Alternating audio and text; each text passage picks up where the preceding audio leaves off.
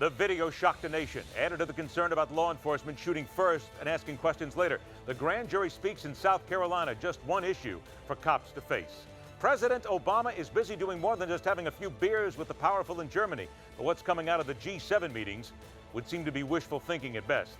And the Clinton Foundation is being hammered with yet another suspect contribution, while the man who would be king, or already is in his mind, is talking about GOP clowns. Rip off the face paint. Don't be scared by those clowns. I'm Ed Berliner. This is The Hardline for Monday, June 8th, 2015. This morning, the grand jury made a decision to indict Mr. Slager for murder, and we're very happy and pleased about that right now. What we need is an agreement quickly. We need to avert an accident that won't be an accident. History is not going to take it down as an accident. History will take it down as a failure of the political class of the European Union. Ultimately, this is going to be an issue for Mr. Putin. He's got to make a decision. Does he continue to wreck his country's economy and continue Russia's isolation in pursuit of a wrong-headed desire to recreate the glories of the Soviet Empire? Or does he recognize that Russia's greatness does not depend on violating the territorial integrity and sovereignty of other countries?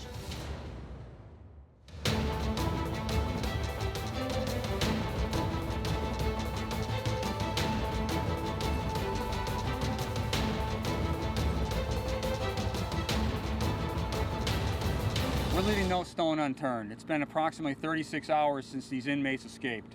They could be literally anywhere. Although we have notified our partners in Canada, the ports of entry across the northern border, and certainly every law enforcement agency in the Northeast, they could be out of state, but they still could be holed up here in Dannemora. They are not auditioning for the reboots of Escape from Alcatraz or The Shawshank Redemption. And when they're caught, both men will never get their hands on power tools ever again. The prisoner escape from upstate New York has captivated the nation with its daring, but also has two very dangerous convicts on the loose. As for how something like this could happen, blowback from another viral video showing cops being physical, and a murder indictment from one of the more shocking police-related shootings in many years, let's get to work. Welcome back the former NYPD officer and current investigative blogger, John Cardillo, and the professor of criminal justice at Centralia College in Washington State, Gregory Gilbertson. Gentlemen, thank you both for joining us. And I'm going to begin with you, John, on this one, because from a cop's perspective, I need to get this from you. Is there any doubt in your mind whatsoever that the two escaped prisoners in upstate New York had help? None at all. None at all. There was absolutely somebody on the inside. Clinton Correctional in Dannemora is maximum security, one of the toughest in the country, let alone New York State. There was no way for them to escape the way they did without someone on the inside assisting. Is it also then your opinion that they would probably have somebody on the outside as well, because once they emerged from the manhole cover, they needed to get somebody who would then take them across the border or someplace far away? Certainly, or it could have been the same person. You know, we used to see that when I was NYPD with breaks at Rikers Island. A guard, for example, would fall in love with an inmate and she would help him escape by smuggling in a uniform.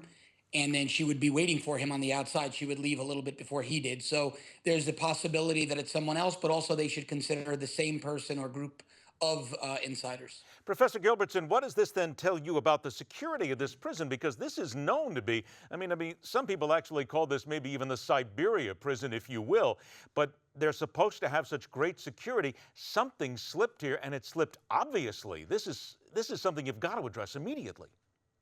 Well, you're absolutely right, Ed, and it indicates, as my colleague stated, that in all likelihood, these two prisoners did have the assistance of someone on the inside. Unfortunately, it's not uncommon that inmates oftentimes develop inappropriate relationships with correctional officers, and this is not unheard of, and that could be the case in this particular instance. And even just to buttress your thought there for a moment, there is an early indication that it may have been a female individual who's employed by the prison that they are now questioning. That's not out of the realm of possibility, and that's exactly what you're speaking to, isn't it, Professor? It absolutely is. And again, the inmates and the correctional officers deal with each other very closely on a daily basis, and so unfortunately, sometimes these relationships do develop. We don't know if that's the instance in this particular case, but it certainly could be. Professor, let me stay with you and let's go ahead and turn to what happened in Texas with the pool party there that has the suspension of a police officer there. People then looking at what's gone on YouTube right now and the various social medias and the video of the officer and what happened there. Just from your experience and from your knowledge, what did you see in that video? Well, clearly there was a large party at this private residence. From what I could see from the video that I've looked at, and I've looked at it several times, it appears that the officer may have become somewhat heavy-handed with a young woman. She was 14 years old. I don't know if he knew how old she was, but certainly she appeared to be a young woman, an adolescent young woman. And I think this officer, for whatever reason, perhaps allowed his emotions to get the best of him in this particular case. She may have been verbally non-compliant. We don't know. There's not audio associated with the video, but it certainly appeared to be a heavy-handed situation on behalf of the officer. John, let me ask you then from a former cop's perspective. As we see this, a lot of what people are talking about is the fact that the officer pulled his service weapon and was then pointing it at two individuals. Now, what many people are talking about is he has somebody on the ground, he has a suspect there, and these two guys come up from behind him to his right. He does not know who they are, where they're coming from, what they may have. So while somebody said maybe he should have left his weapon in his holster, is it not fair to say that just thinking of the possible threat, somebody coming at you, you don't know who that is, you then have to take the action to protect yourself simply because of who it might be and what they may have in their hands? Oh, certainly. The officer appeared to be a bit high-strung, but the one action he took that I thought was absolutely appropriate and necessary was drawing his weapon. The two young men approached him. One of them, in another video angle I saw earlier, clearly had his left hand behind him in what appeared to be his waistband. Now, the officer couldn't see that. So that young man's hand was at 4 o'clock, which is a typical position to draw a firearm. The officer drew his weapon. The two guys backed off. He then holstered his weapon. I found that to be an absolutely appropriate use of his firearm and drawing of his firearm to thwart a potentially deadly threat. Because you're right, Ed, he had no idea if there was a threat. And again, we still have to wait for a lot of this to come out now because now there's some accusations as to the people who were at the party, what they said, how this got started. So we need to find out what happened. But again, we will follow up on this. 2 minutes that I have left here, I need to ask you both. Professor, I'll begin with you.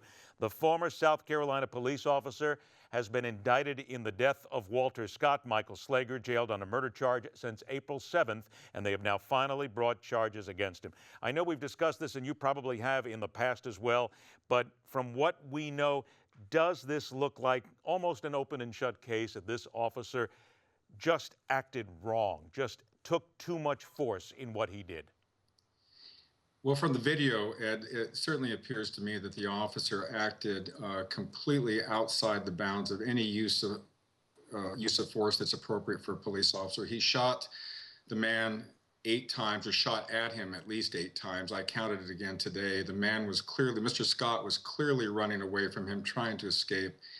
And you never know. I don't want to be so presumptuous as to speak for a jury that hasn't even been selected yet, but it certainly appears to me to be a case of extraordinarily excessive force and completely unnecessary force in this particular situation. John, is it not fair to say that if indeed this is what he did, the evidence comes up, the jury finds him guilty, it's warranted in this case? You would have to say that it is, because there's just no way to find an excuse for this, and this sends a warning to other cops around the country. You need to keep your emotions in check.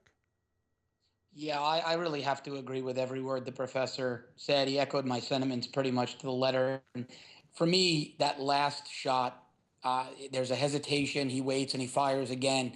And I just can't reconcile any justifiable use of force scenario where that would be appropriate. So from what I'm seeing on the video, I find the arrest and the indictment appropriate and necessary.